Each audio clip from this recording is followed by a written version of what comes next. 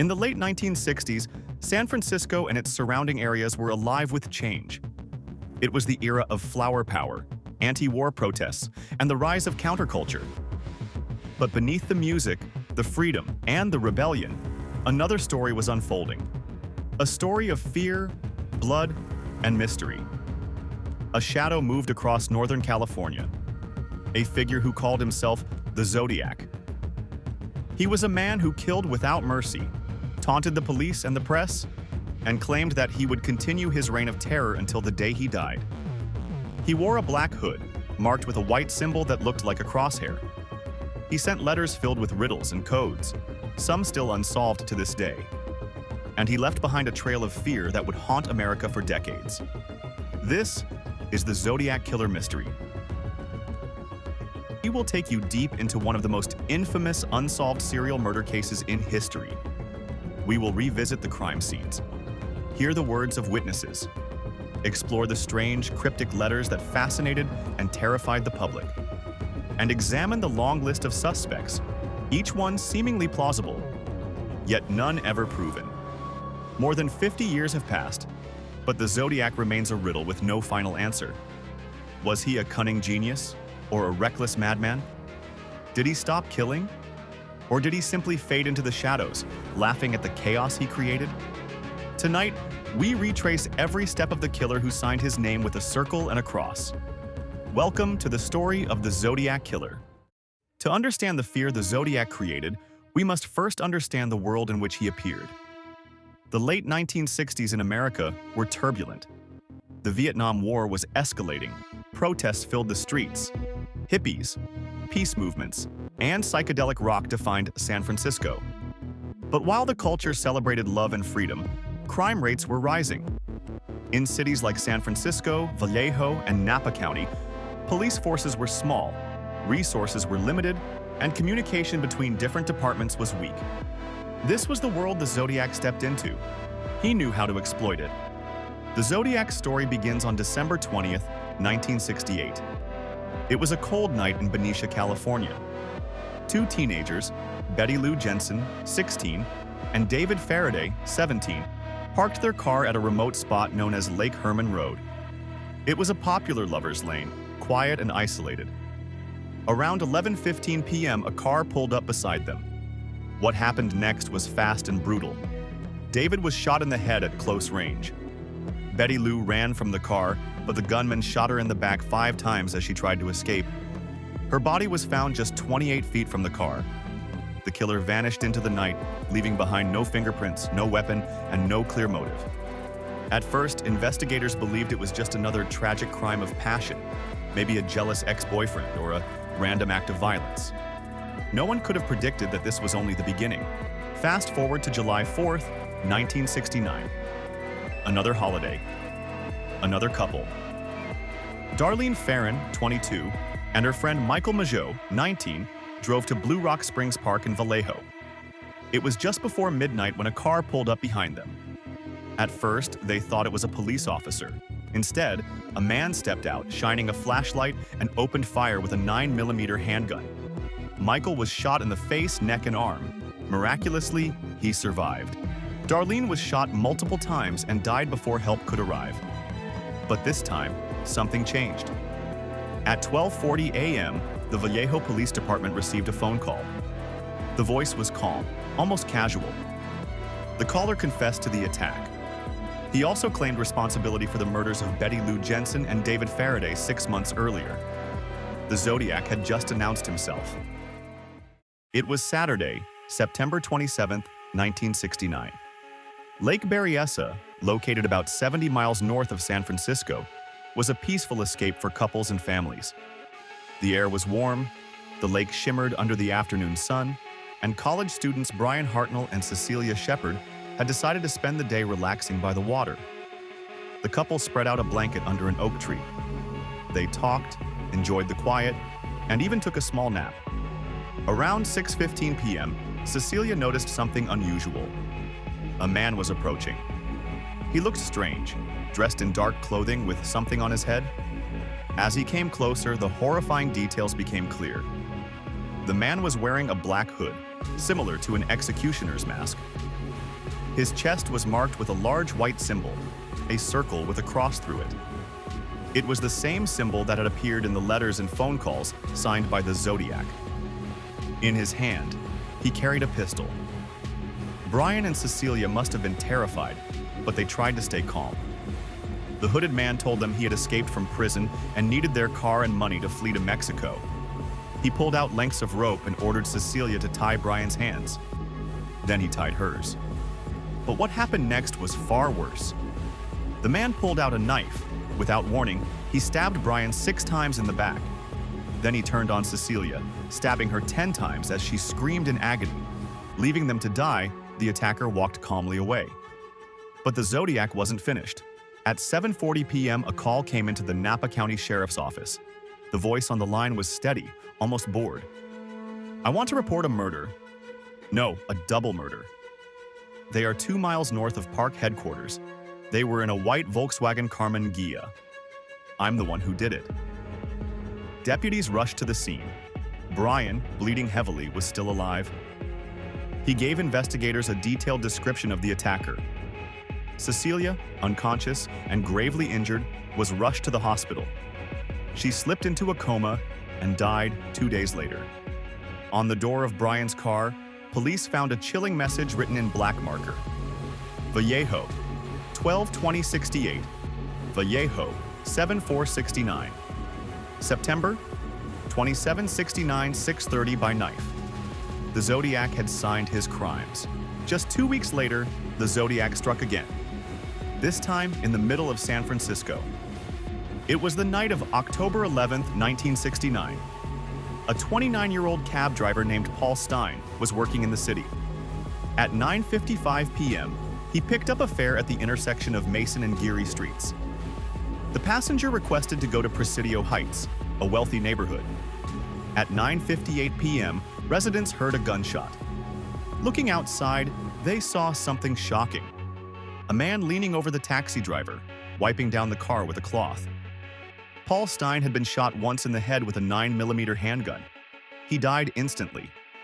The suspect, described as a white male in his late 20s to early 40s, exited the cab, took a piece of Stein's bloody shirt, and casually walked away. Witnesses saw him vanish into the darkness of the Presidio, a large military base nearby. Police arrived quickly, but a tragic mistake occurred. The initial police radio broadcast described the suspect as a black male adult. The error was corrected, but not before 2 patrol officers stopped a white man fitting the real description just minutes later. They let him go. Many believe that man was the Zodiac himself. Days later, the San Francisco Chronicle received another letter. Inside was a piece of Paul Stein's bloody shirt. The writer mocked police and threatened to shoot children on a school bus. The city panicked. Parents kept their children home. Police scrambled to provide protection. The Zodiac had managed to turn an already terrifying case into a full-blown public nightmare. By now, the Zodiac's crimes were horrifying enough. But what made him unforgettable were the letters. After each attack, the killer sent detailed notes to newspapers describing the crimes and mocking investigators. He demanded that his letters be printed on the front page. If not, he threatened to kill more people. The letters contained puzzles, ciphers, and strange symbols. Some ciphers were cracked, revealing eerie messages. Others remain unsolved to this day. In one of his most chilling notes, he wrote, "I like killing people because it is so much fun. It is more fun than killing wild game in the forest because man is the most dangerous animal of all." The Zodiac wanted to be feared, and he succeeded. While 5 murders and 2 attempted murders are officially confirmed, the Zodiac may have been responsible for many more. The 1966 murder of Sherry Jo Bates in Riverside, California, where a young college student was stabbed outside her library. Handwritten notes were found later, taunting police. Some experts believe this was an early Zodiac crime. Several unsolved cases in the Bay Area during the 1960s and 1970s share characteristics with the Zodiac's methods, though proof has never been found. The possibility that the Zodiac killed far more than we know keeps the case open-ended and even more terrifying. After the brutal murder of Darlene Ferrin, and the near-fatal shooting of Michael Mageau in July 1969, the Zodiac story took a turn that no one could have anticipated. Unlike most killers who hide in the shadows, the Zodiac wanted the spotlight. He wanted attention. He wanted the entire world to know his name, or at least, the name he gave himself.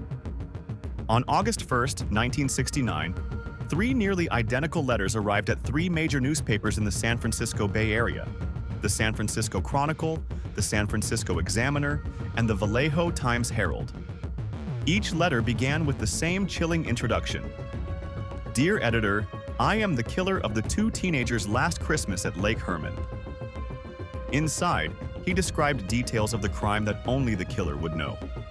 And with each letter, he included 1/3 of a mysterious cipher, a series of strange symbols arranged in a 408-character grid. The letters came with a demand. The Zodiac insisted that the newspapers publish his cipher on the front page. If they refused, he threatened to go on a killing spree, targeting random people until his words were seen by the world. For police, this was a nightmare. The threat was terrifying, but the potential to catch the killer was undeniable. The newspapers complied. They printed the cipher, and within days, amateur cryptographers across California began working furiously to crack the code. It didn't take long before a solution appeared. On August 8, 1969, just 1 week after the cipher was printed, a California schoolteacher named Donald Hardin and his wife Betty cracked the puzzle.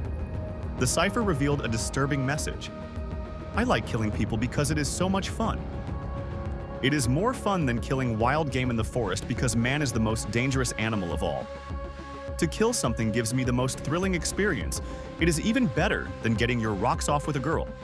The best part is when I die, I will be reborn in paradise and all the people I have killed will become my slaves. I will not give you my name because you will try to slow me down or stop my collecting of slaves for my afterlife." The message was chilling, but it ended in disappointment for investigators. The final 18 characters of the cipher were gibberish. Experts believe it was either a meaningless filler or a trick designed to frustrate codebreakers. The cipher confirmed something crucial.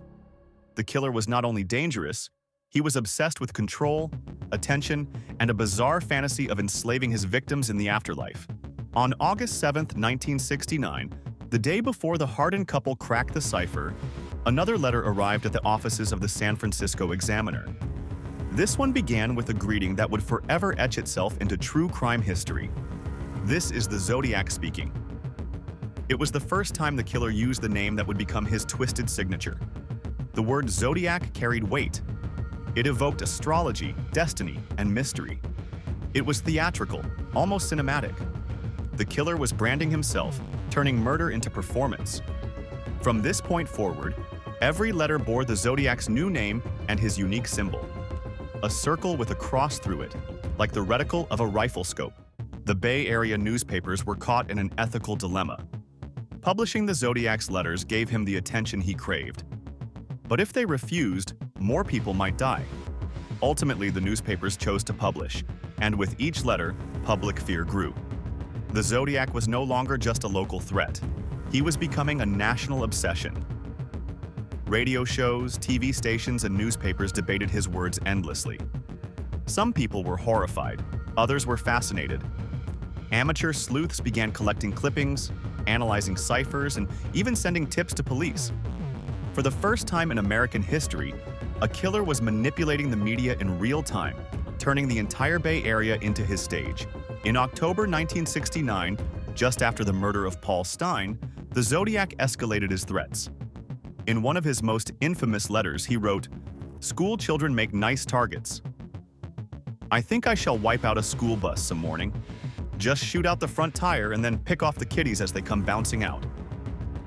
The image was horrifying. Parents were terrified. Children were kept home from school. Police patrol cars escorted buses. The Zodiac knew he could paralyze an entire city with just a few sentences, and he reveled in it. On November 8, 1969, the Zodiac sent a 340-character cipher to the San Francisco Chronicle. For over 50 years, this code remained unsolved. Cryptographers, the FBI, and countless amateur codebreakers tried everything, but the puzzle resisted every attempt. It wasn't until December 2020 that an international team of codebreakers, David Orenchak from the US, Jarl van Eyck from Belgium, and Sam Blake from Australia, finally cracked it. The decrypted message read, "I hope you're having lots of fun in trying to catch me." That wasn't me on the TV show. I am not afraid of the gas chamber because it will send me to paradise all the sooner, because I now have enough slaves to work for me, where everyone else has nothing when they reach paradise. Once again, the Zodiac mocked the police, denied responsibility for a TV interview, and repeated his twisted obsession with collecting slaves for the afterlife. But like the first cipher, the Z340 gave no clues to his identity. Experts have debated the meaning of Zodiac's ciphers for decades. Some believe they were genuine attempts at communication, reflecting a brilliant but disturbed mind. Others argue they were designed purely to confuse, to give the illusion of depth where none existed. The truth may lie somewhere in between. The ciphers, like the hood, the name, and the letters, were props in the Zodiac's theater of terror. Each one added to his myth, feeding his ego and keeping him in the headlines. On October 27, 1970, the Zodiac sent a greeting card to reporter Paul Avery of the San Francisco Chronicle. It was a Halloween card, decorated with skeletons and pumpkins, and it contained the words, "Peekaboo, you are doomed." It was signed with the Zodiac's crosshair symbol and the letter Z inside. He hinted at new victims, writing, "There are some things about me that only I know." The card terrified Avery, who had been covering the Zodiac case extensively. It also sparked new waves of fear that the killer was still watching, still hunting, still playing his game. By the early 1970s, the Zodiac had become more than just a criminal. He was a cultural phenomenon. People compared him to Jack the Ripper. He was featured in newspapers across the country. He became a ghost story parents whispered to scare children, and an unsolved puzzle that fascinated armchair detectives for generations. Even as the confirmed killings appeared to stop, the letters kept coming. Some were real, some were hoaxes, but each one kept the mystery alive. The Zodiac had achieved what few killers ever could. He became immortal, not through identity, but through mystery.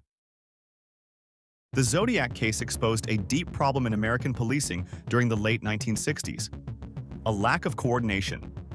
At least 5 different law enforcement agencies were involved in the Zodiac investigation: the Vallejo Police Department, the Napa County Sheriff's Office, the San Francisco Police Department, the Solano County Sheriff's Office, and later, the California Department of Justice and the FBI. Each agency had pieces of the puzzle, but communication was slow, often unreliable, and sometimes driven by ego. In a time before digital databases, evidence was often locked away in separate filing cabinets, miles apart. For example, when the Zodiac struck in Vallejo, Vallejo police took the lead. But when he killed in San Francisco, the SFPD took charge. Meanwhile, Napa investigators were chasing leads from Lake Berryessa. Each department wanted the credit for catching him, but none could see the full picture. This disorganization played directly into the Zodiac's hands. He thrived on chaos. He knew that by spreading his crimes across counties, he could confuse and overwhelm the system. As one retired officer later admitted, "The Zodiac didn't just kill people. He killed our sense of order. We were always 2 steps behind him." The press only made matters worse. With each letter, the media frenzy grew, pushing police to release details, debate suspects publicly, and defend their progress. In effect, the Zodiac was not only controlling the police, he was controlling the entire narrative. Whenever a killer taunts authorities, suspicion quickly falls on locals with unusual behavior. The Zodiac case was no different. One of the first serious suspects was Rick Marshall, a radio DJ and projectionist who lived in the Bay Area. His handwriting bore some similarities to Zodiac's, and his love of classic films fit the profile of someone theatrical. Marshall was eccentric, reclusive, and known for cryptic ramblings. But Marshall was never charged. His DNA and fingerprints later excluded him. He remained a maybe for years, but most investigators now dismiss him. Another early lead was Richard Gaikowski, a journalist at the countercultural newspaper Good Times. Gaikowski was tall, thin, and had a distinctive look. Some witnesses thought he resembled the Zodiac. A former colleague even accused him, claiming Gaikowski had both the intelligence and the dark streak to fit the killer's profile. But once again, physical evidence was lacking. Handwriting analysis was inconclusive, and no hard proof ever tied him to the murders.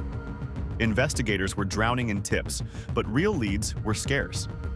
Then, in 1971, attention turned toward a man who would become the most famous suspect of all, Arthur Lee Allen. Arthur Lee Allen was, in many ways, the perfect suspect.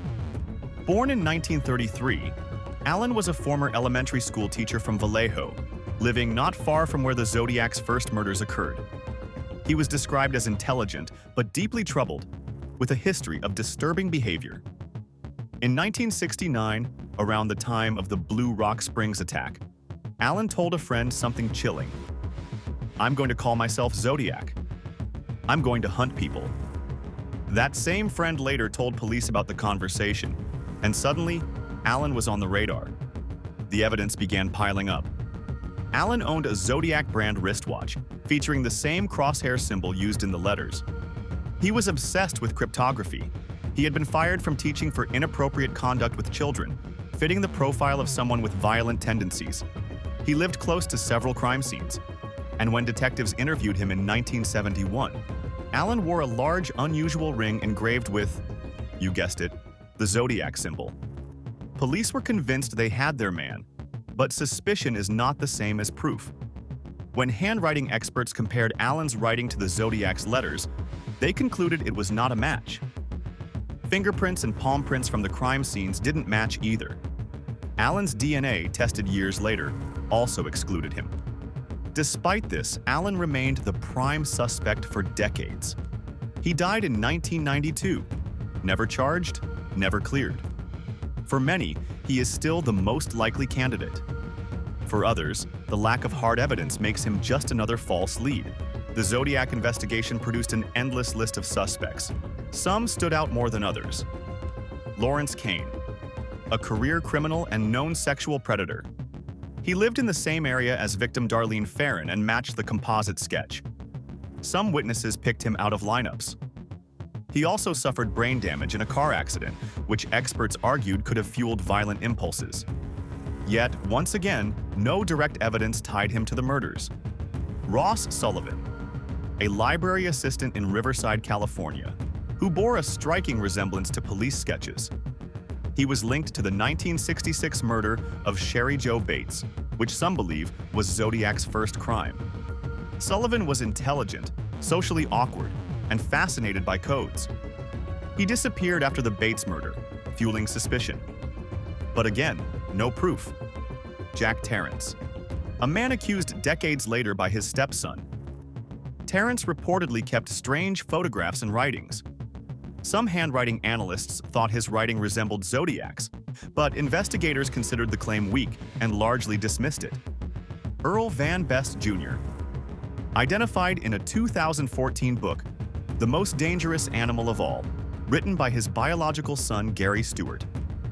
Stewart claimed Van Best was the Zodiac, pointing to handwriting similarities and family secrets. But law enforcement experts criticized the book, and DNA comparisons did not support the theory. The pattern was always the same. A suspect would rise, media attention would flare, but evidence would collapse. By the mid-1970s, the confirmed Zodiac murders appeared to stop. The letters slowed down, and the trail grew cold. But police never closed the case. The FBI, the California DOJ, and local departments kept files open, hoping new technology might one day bring answers. In the 1980s and 1990s, handwriting experts continued comparing samples. In the 2000s, DNA testing brought new hope. In 2018, after the Golden State Killer was identified through genetic genealogy, attention returned to Zodiac. Could the same method finally unmask him? So far, DNA from stamps and envelopes has been inconclusive. Some experts believe contamination, age, and mishandling may have destroyed key evidence. Others remain optimistic that a breakthrough is still possible. What remains certain is that the Zodiac case changed how police, the media, and the public interact. It showed the dangers of fragmented investigations. It revealed how a killer could manipulate fear through letters alone. And it proved that sometimes the most terrifying monster is the one who refuses to be caught. For decades, the Zodiac case has been one of the most analyzed unsolved mysteries in criminal history. Unlike many serial killings where investigators eventually zero in on one or two solid suspects, the Zodiac investigation sprawled across dozens of names. Each suspect had their own mysterious traits, their own possible ties to the crimes, and their own reasons to either fit or not fit the identity of the Zodiac Killer. This section will take us deep into the world of suspects and theories, the men whose lives were forever intertwined with this mystery. Some were ruled out with DNA evidence. Some faded into obscurity, but others continue to cast long shadows of suspicion. If you ask almost anyone familiar with the Zodiac case, one name stands out: Arthur Lee Allen. Born in 1933, Allen was a former elementary school teacher who had lost his teaching credential after allegations of misconduct. He was intelligent but deeply troubled, described by acquaintances as socially awkward, with unusual habits and disturbing tendencies. Police interest in Allen began in the early 1970s, when a friend of his told investigators that Allen had spoken about wanting to kill couples at random. He even allegedly said he would call himself Zodiac.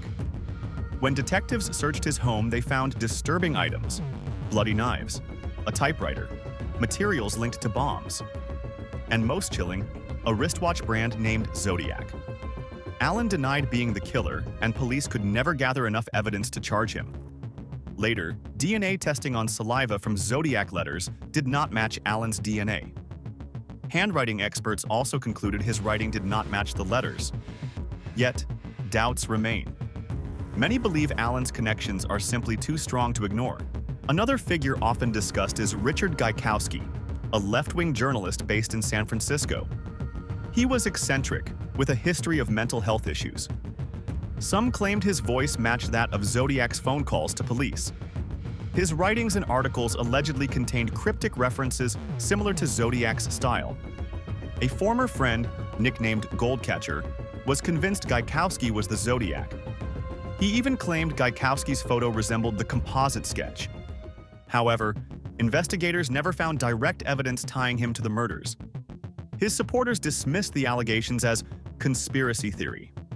Still, Gaikowski remains one of the most fascinating alternative suspects. Next comes Lawrence Kane, a man with a criminal past who seemed to fit Zodiac in unsettling ways. Kane lived in the same areas where some victims had been attacked. He had a history of stalking women and suffered from brain damage after a car accident. A woman who survived one of Zodiac's attacks, Kathleen Johns, later said Kane resembled the man who had lured her into his car. Even stranger, Kane worked near Lake Tahoe, where another possible Zodiac victim, Donna Lass, disappeared. His handwriting, though not a perfect match, bore some similarities to Zodiac's cryptic letters.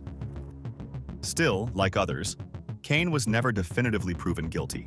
Over the years, countless other names have surfaced. Rick Marshall, a film projectionist who owned similar typewriters. Earl Van Best Jr., accused decades later by his own son in a controversial book. Ted Kaczynski, the Unabomber, briefly speculated about due to his cryptic writings. Even random drifters, neighbors, and petty criminals were considered. The Zodiac case became so famous that anyone even remotely suspicious in Northern California during the late 1960s risked being tied to the mystery. One of the Zodiac's defining traits was his obsession with cryptography. The killer sent 4 main ciphers: the 408-character cipher, the 340-character cipher, the 13-character cipher, and the 32-character cipher. The first cipher was cracked by a schoolteacher and his wife, revealing the Zodiac's twisted declaration: "I like killing people because it is so much fun." For decades, the infamous 340 cipher remained unsolved. It wasn't until 2020, over 50 years later, that a team of private codebreakers finally cracked it. The solution didn't reveal the killer's name, but did taunt authorities, saying, "I hope you are having lots of fun trying to catch me." That wasn't me on the TV show. It was another cruel joke, another reminder of the Zodiac's obsession with power and fear. The Zodiac case wasn't just a police investigation, it was a cultural phenomenon. Newspapers received his letters almost monthly, and editors debated whether to publish them. Radio shows discussed him endlessly. Parents were terrified to let their children out after dark. In many ways, the Zodiac invented the modern media serial killer. He thrived on headlines, on spreading fear. He didn't just kill, he wanted the world to know. This brings us to one of the greatest mysteries. Why, after so many decades, has the Zodiac never been identified? There are several reasons. Fragmented investigation. Multiple counties and police departments investigated separately, often failing to share information. Lack of forensic technology. DNA and modern profiling simply didn't exist in the 1960s. Zodiac's randomness. Unlike other serial killers, Zodiac didn't follow a strict victim type or location pattern. His crimes seemed random, making him harder to track. And perhaps most importantly, he simply stopped. After the early 1970s, Zodiac's letters slowed, then disappeared. Did he die? Did he get arrested for another crime? Or did he just move on with his life, blending back into society? Even today, mysteries remain. How many victims were there, really? The Zodiac claimed 37. Police confirmed only 5 murders. Why did he stop writing? Was he truly a single man? Or was Zodiac an identity used by more than one person? Did someone in power protect him, knowingly or unknowingly? The Zodiac Killer is more than just a case file. He became a cultural icon, a figure of fear and fascination. From Hollywood films like Zodiac to countless books, documentaries, and theories online, his shadow stretches across generations.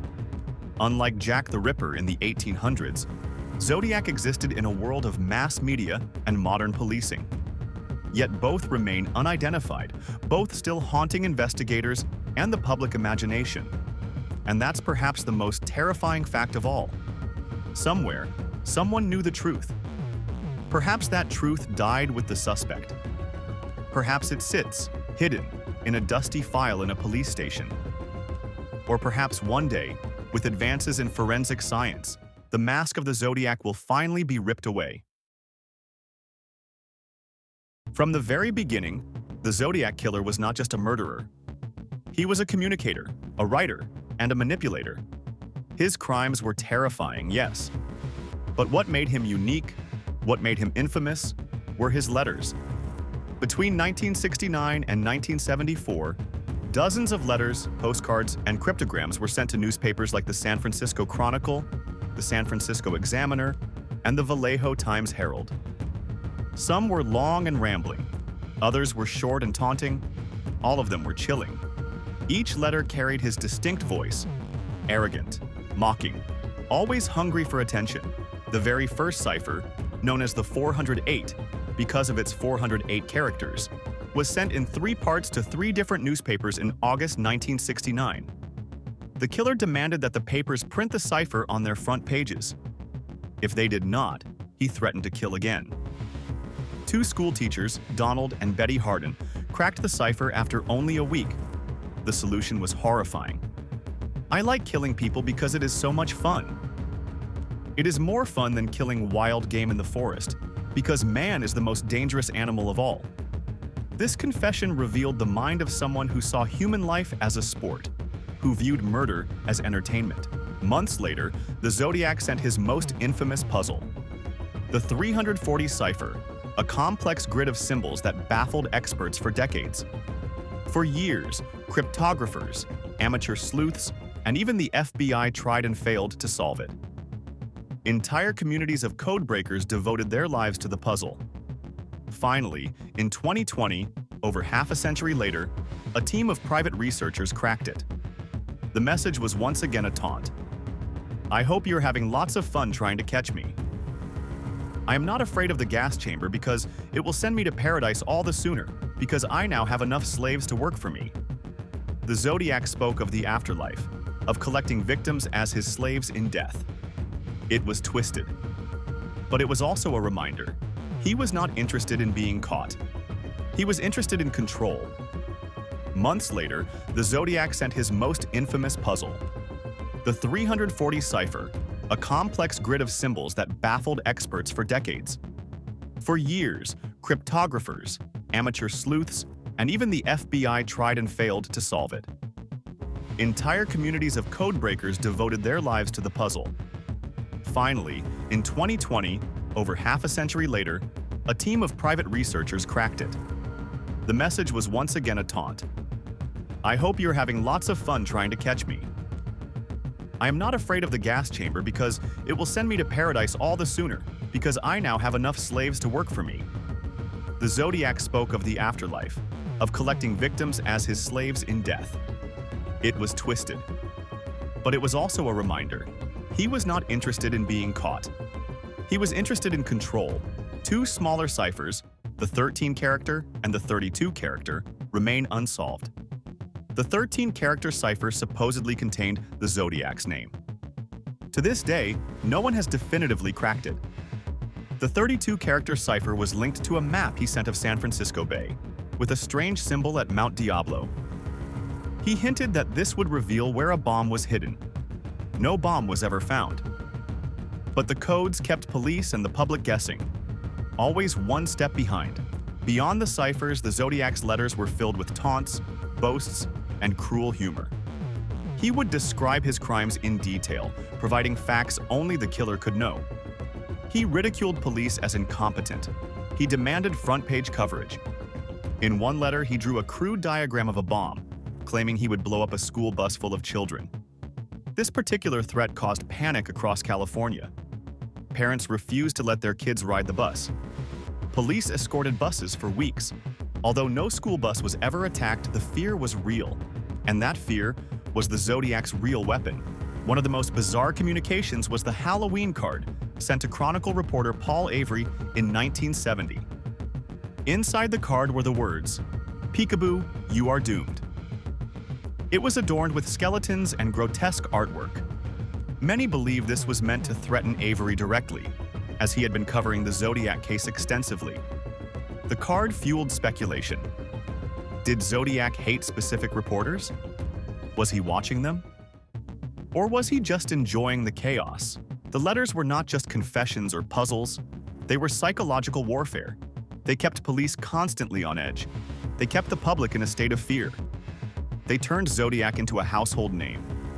Every time a new letter arrived, it was like the killer was back, whispering from the shadows, reminding California that he was still out there.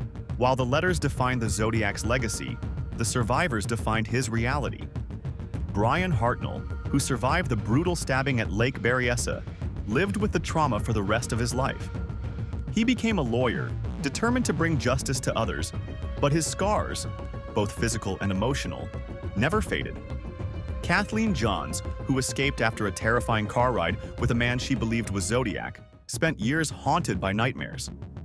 Some investigators doubted her story, but she remained convinced she had looked into the eyes of the killer. For these survivors, the Zodiac wasn't a myth. He wasn't just a newspaper headline. He was flesh and blood. He was real. One of the greatest tragedies of the Zodiac investigation was how disorganized it became.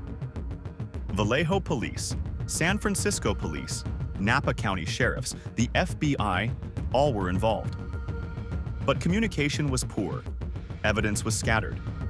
Leads were lost. Some departments guarded their information, unwilling to share with others. At times, detectives even competed with each other for credit. The result?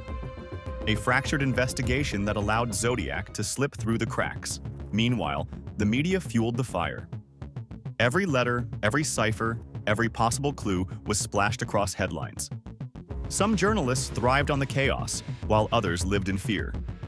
Paul Avery himself reportedly carried a gun after receiving the Halloween card. Radio and TV shows speculated endlessly. Citizens called in with tips, claiming their neighbors, co-workers, even family members might be Zodiac. The line between fact and rumor blurred. In many ways, the media became part of Zodiac's game. By 1974, the letters stopped.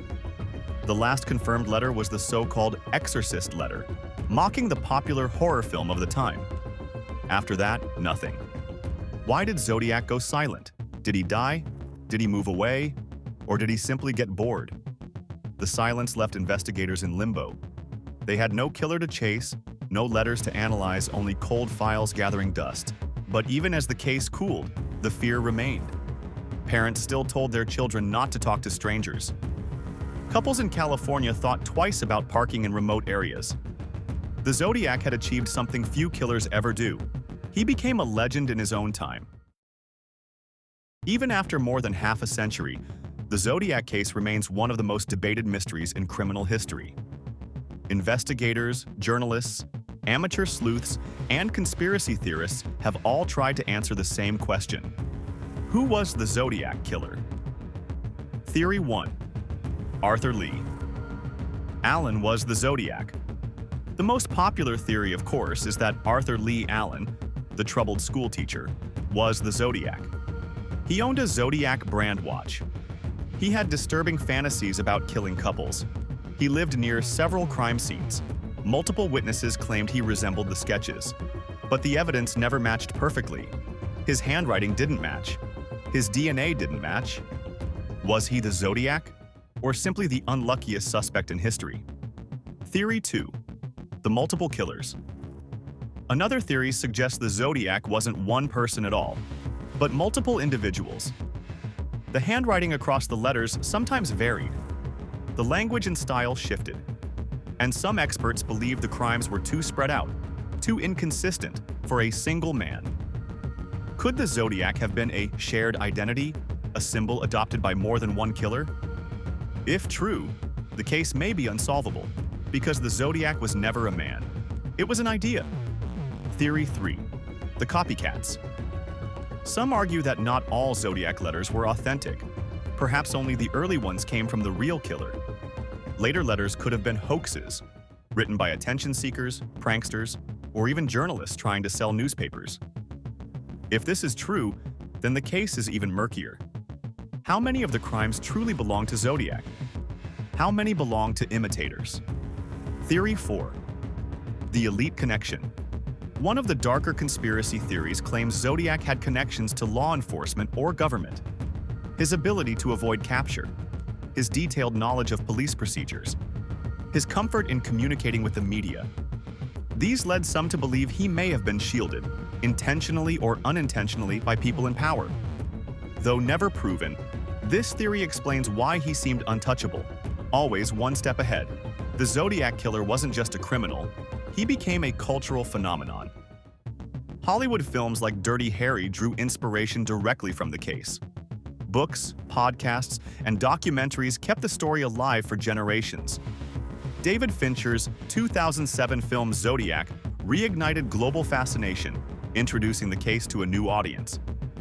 The killer's cryptic ciphers, hooded costume, and mocking letters all became part of pop culture imagery, the stuff of nightmares and thrillers.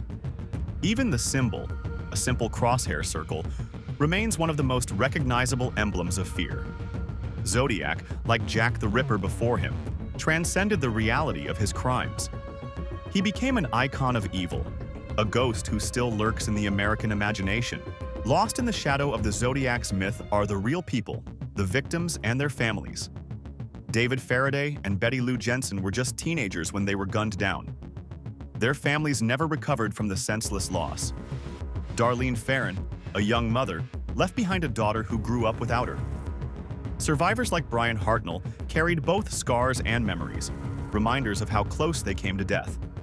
For them, the Zodiac was not a puzzle or a movie. He was a real person who destroyed lives. Their stories are a sobering reminder. Behind the mystery lies tragedy. As we reach the end of this documentary, we must confront the truth. The Zodiac case is still unsolved. Was he Arthur Lee Allen? Was he Lawrence Kane, Richard Gaikowski, or someone whose name never made headlines? How many victims were there truly? 5? 10? 37? And perhaps the biggest question, why did he stop? Did he die? Did he simply retire? Or was he never caught because he was hiding in plain sight all along? These questions remain, echoing through time like the unsolved ciphers he left behind. The Zodiac Killer is more than just a cold case. He represents the limits of law enforcement in an age before DNA, before databases, before technology connected every police department. He represents how fear can spread like wildfire, how a single man with a gun and a pen can hold an entire state hostage. And he represents the enduring human obsession with mystery. We want answers, we crave closure, but sometimes the truth remains just out of reach. The Zodiac case forces us to ask ourselves, do we seek justice or do we seek the story? And if the truth were revealed tomorrow, would it be enough? As the sun sets over Northern California, the ghosts of the 1960s still linger. The dark roads where couples once parked. The letters yellowed with age. The unsolved ciphers scribbled with symbols. Somewhere, out there, lies the truth. Maybe it's buried in an old police report. Maybe it's hidden in the memories of someone who's still alive. Or maybe, like the Zodiac himself, it will remain in the shadows forever. One thing is certain. The Zodiac Killer will never be forgotten. His crimes, his taunts, his mystery, they are etched into history. And that brings us to the end of this journey into one of the darkest unsolved cases of the 20th century, the Zodiac Killer mystery. If you found this documentary engaging, and if you want us to continue bringing you more true crime stories told in detail, make sure to subscribe to the channel, like this video, and turn on notifications so you never miss an upload. Your support helps us dive deeper into these mysteries, uncover the truth, and keep the memory of the victims alive. Thank you for watching. And remember, some mysteries never die.